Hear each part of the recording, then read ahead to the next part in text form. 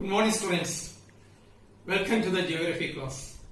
In the previous class, you have learned the different ways of soil conservation, and again you learned what are the ways of weathering of rock.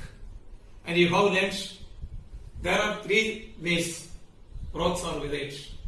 They are mechanical weathering, chemical weathering, and biological weathering. But we discussed only the first point, that is the mechanical weathering. And again, today I am going to discuss the second point, that is the chemical weathering. Chemical weathering occurs due to the changes in the chemical composition of rock. It breaks the rock into small fragments or pieces. This is mainly happens when certain minerals contained in the rock react with air and water. Chemical weathering occurs in four ways. They are oxidation, carbonation, hydration, and solution. And we are going to see the first point, that is the oxidation. Most of the rock contains some amount of mineral iron.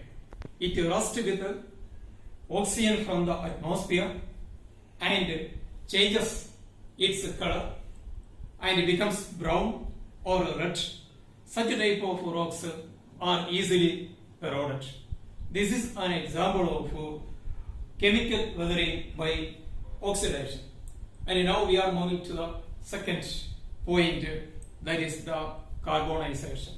We know that the carbon dioxide in the atmosphere dissolves in rainwater and forms a new compound that is known as the carbonic acid. The carbonic acid reacts with certain minerals in the rock, and these are easily dissolved or baked. And the rock such as limestone, chalk, and marbles are easily eroded by the action of carbonic acid.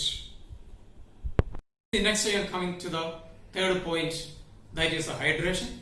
And it is okay when water itself chemically reacts with certain minerals in the rock. For example, that feldspar and potash absorb water and it becomes powder. And finally, there is a solution. This is occurs when the rainwater or the river water flows over the rock. The minerals such as that salt, gypsum, which are dissolved and break up. So these are the examples by which the chemical weathering is taking place. Now I am coming to the third type of weathering, that is known as biological weathering, and this is caused by the action of plants, animals, and human beings. This may often cause physical as well as chemical weathering. First we will see that weathering caused by the plants. Means the root of plants grow inside the crack or the joints of rock in search of water, and when they grow, they exert pressure on the rock and break them.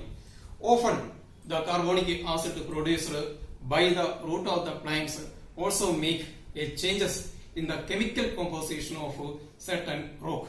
And second is that biological weathering caused by the animals. Means certain animals such as rats and rabbits may expose, means they loosen the soil and expose the rock, and also responsible for the biological weathering.